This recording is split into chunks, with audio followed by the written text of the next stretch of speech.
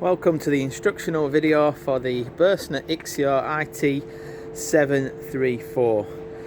This is a 2017 edition and it does come in the optional champagne colour.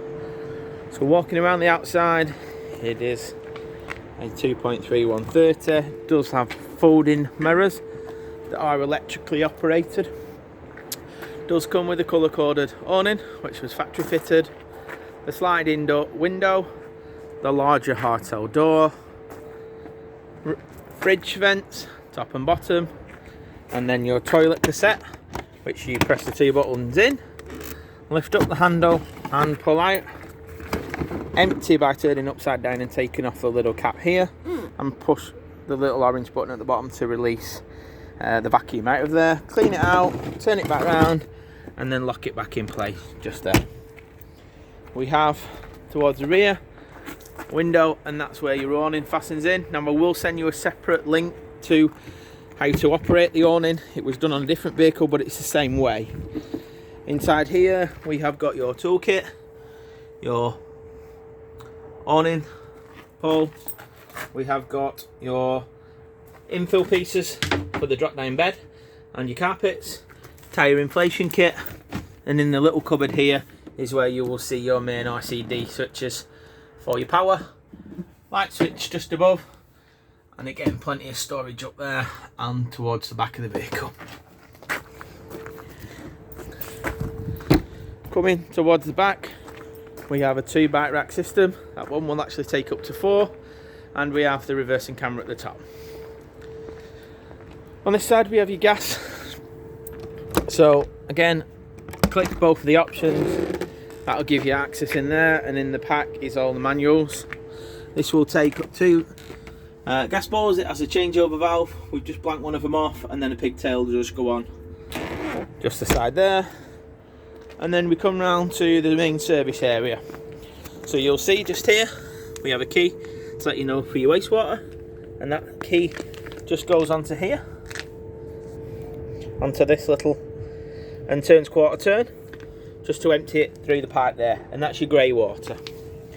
Above it we have your flue outlet for the trimmer system, and then we have the service locker area, which by twisting that gives you access into your main area here.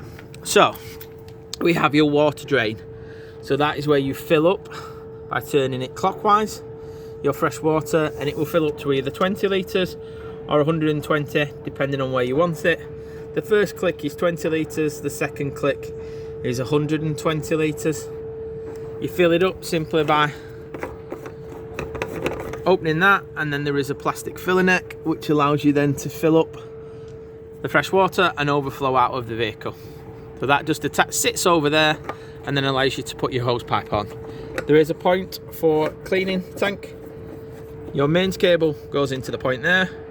And then below we have the little yellow rocker valve, which in the middle position that it's in now, which is down, is allowing the water system to fill up after the boiler. If you flick it up horizontally, it will drain the water system down.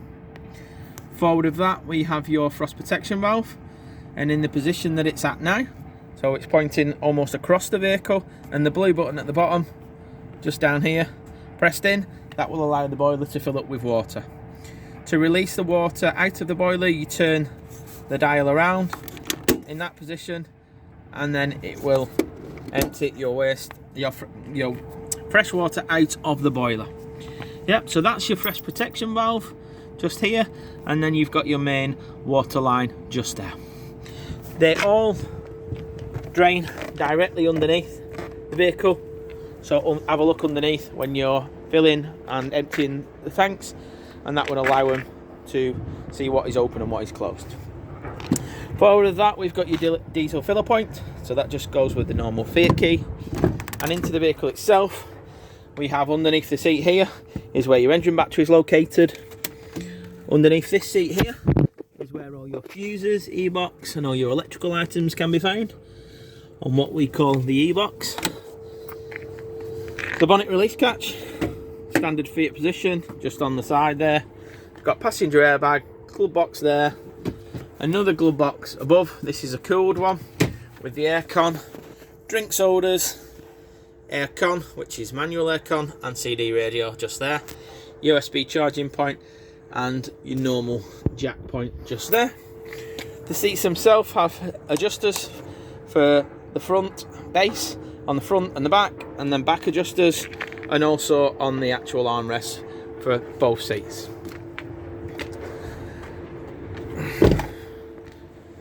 Moving round to the front of the vehicle, as per most Fiats, we lift the bonnet by releasing the key.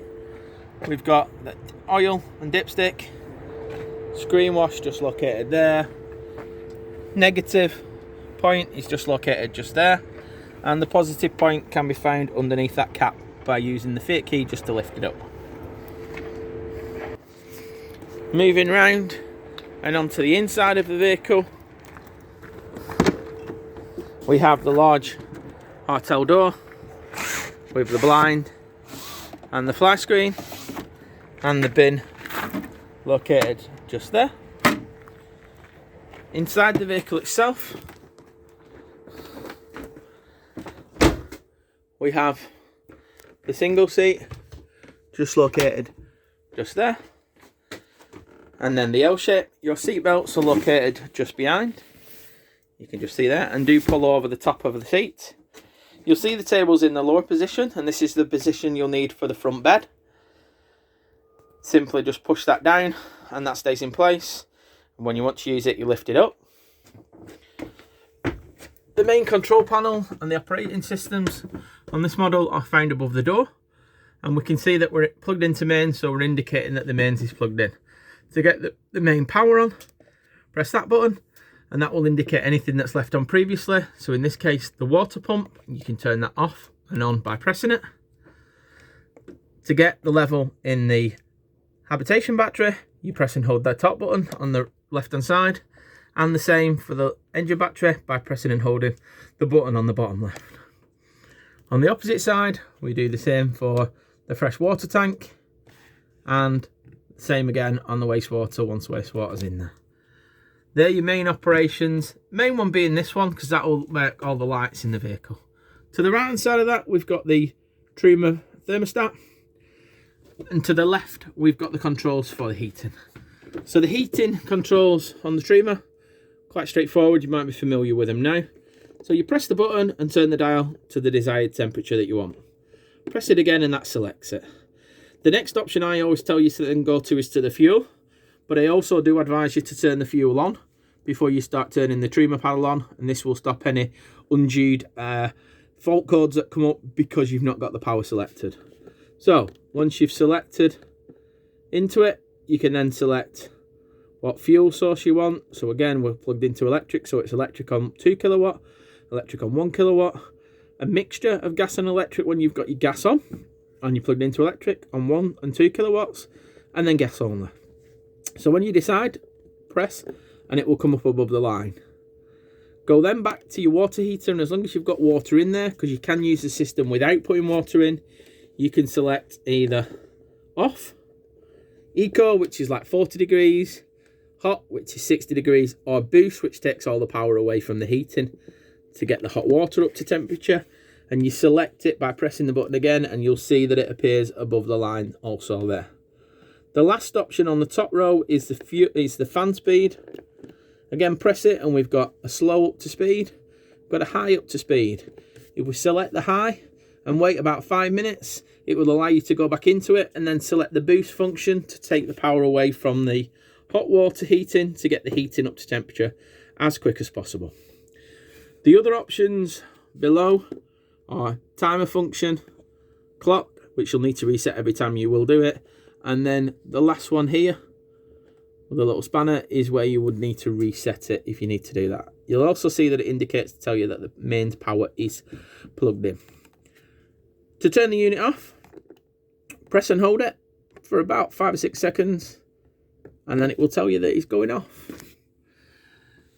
It is in your handbook. If you're unsure, do give us a call. It is something that we do go through a lot, but the main thing on this, guys, is to make sure that you don't forget to put your power on, so your electric or your gas, before you're turning it on.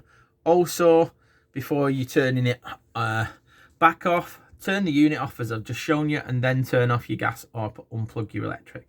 Stops any unnecessary fault codes coming on. So going back to your control panel with your control panel on, that will then allow you to turn the different lights on in the vehicle, and there's a few different positions. So there's some light switches for the front just located there or down by the door.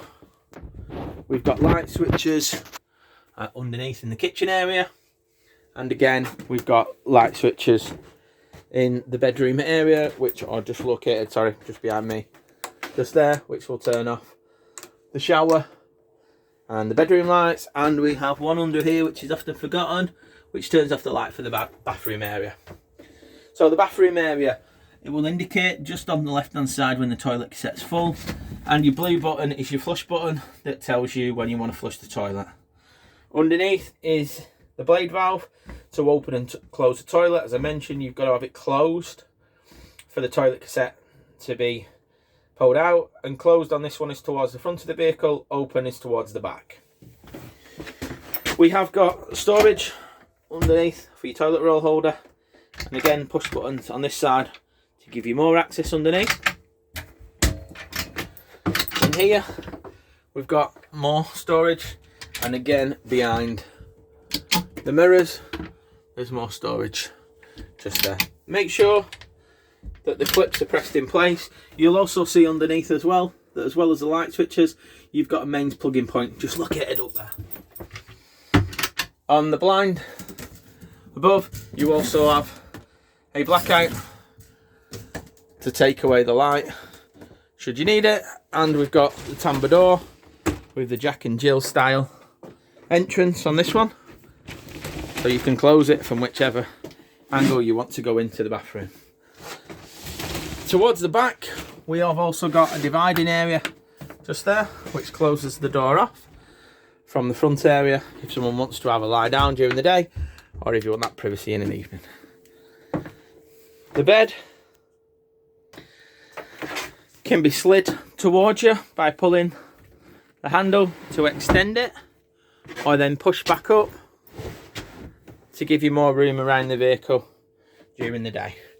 The blinds and the fly screens are just the same on all the windows throughout the vehicle, so they're the Remis type, and you have a Hecky above the bed here which has a blind and a fly screen located on it. This is the same under the drop down bed at the front as well. At the side here we have an opening cupboard, gives you access into the rear storage area. Please make sure it's clipped in before travelling. And then towards the back we've got storage underneath the bed. Underneath there we've got another plug socket and light switches, and these ones just turn off with the little buttons at the bottom of the stem. Forward of that we've got the shower, so when you're not using it you'll need to remove, you'll have the foot place in place just as it is there. When you're using the shower you remove that, and the actual tambour door here will slide around to give you that privacy, just like this. So just like that, you'll see that there is shower taps and a holder there. You've got a towel rail holder, and again you've got your vents above to let you steam out from the shower. Plug sockets just at the bottom, 2 on this one. Slide it back all the way around and then put your infill piece just in place. Infill panel only goes in one place, so you can't get that wrong, guys. In here we have a large storage area with a rail at the top, and again your windows on this side. Moving forward into the kitchen area, we've got your grill and oven option just there, a little light on that side of it, and then your options just to the right hand side for your oven and your grill. Below in the drawer you've got your rack for your pan to sit on, just inside there, and then above we've got your isolation points. So at the minute they're all in the workable position, so please isolate it from the gas bottles and not from these regulator points.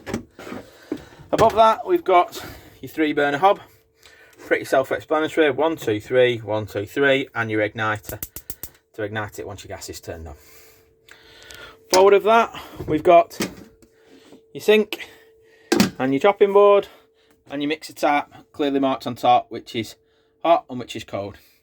So what we do tell you, first of all, once you've turned the pump on, you want to lift the pump up and put the water on, which then will steadily stream and fill up the boiler first of all, and then bring water into the vehicle. Once you have got a steady stream of water, so you'll see it spitting and spurting, and that's getting rid of all the air. You want to run the tap until you've got a steady stream.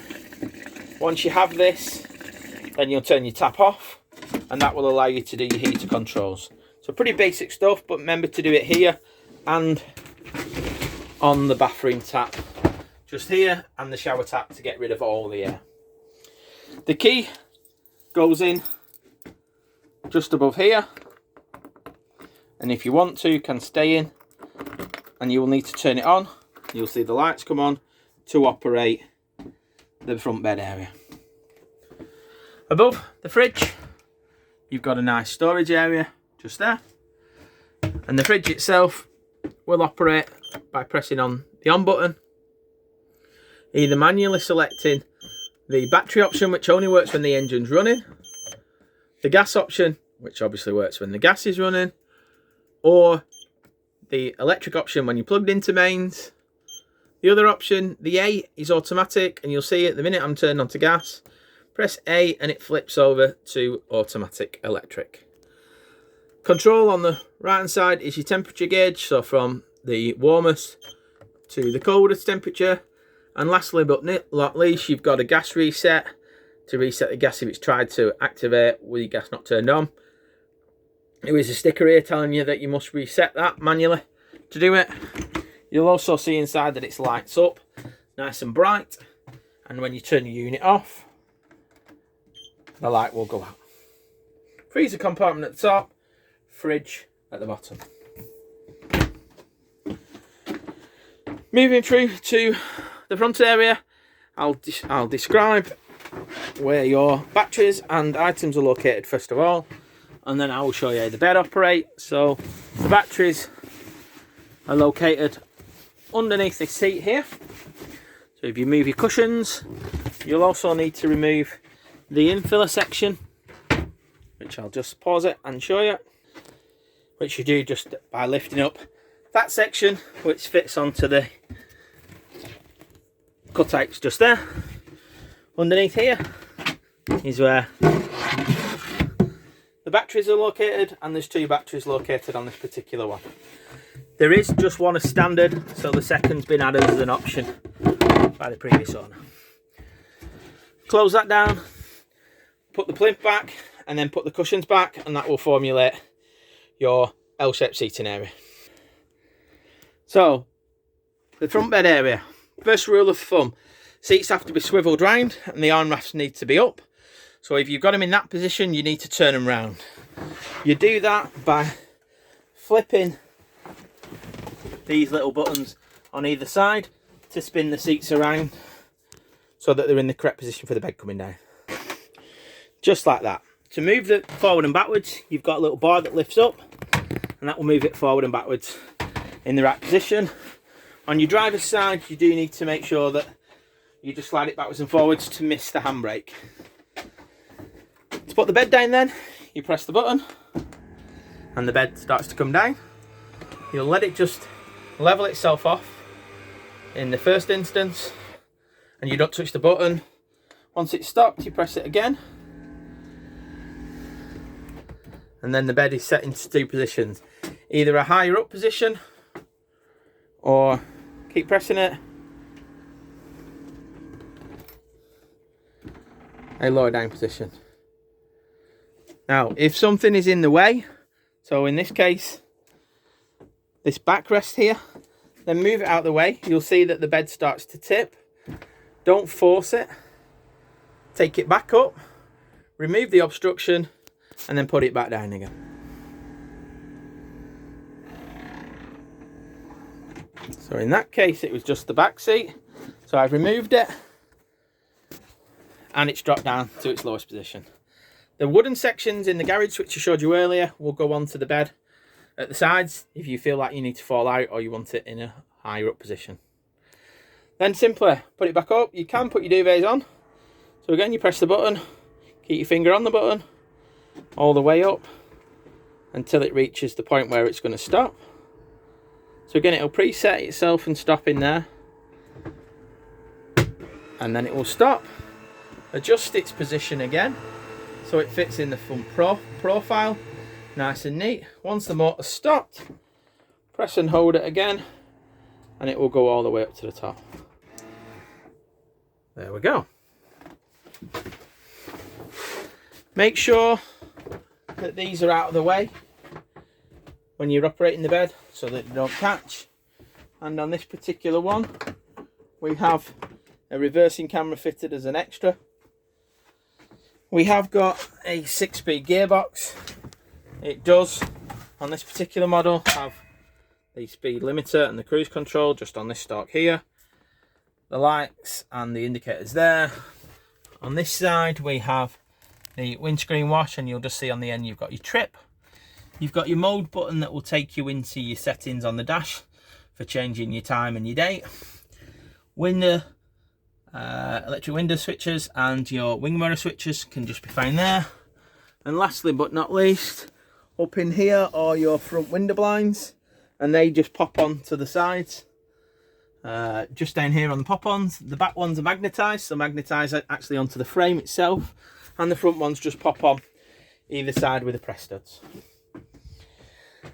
I'll just show you how your table pops up, so bear with me one moment. So the table will slide backwards and forwards. It also has a locking point, which is that one. In that position, it is locked in place. Bring it down, it unlocks it, and to get the table to move down, you need to lift the table up. So it's an upward motion to go down. So once you've lifted the table up, it will then push down, bring it all the way up, and it will lock back in place for you. So then it won't go down.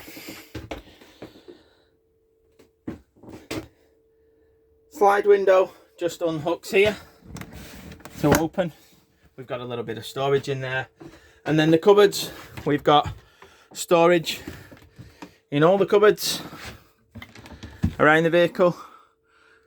Points for TV points and aerial points if you want to put them in up there.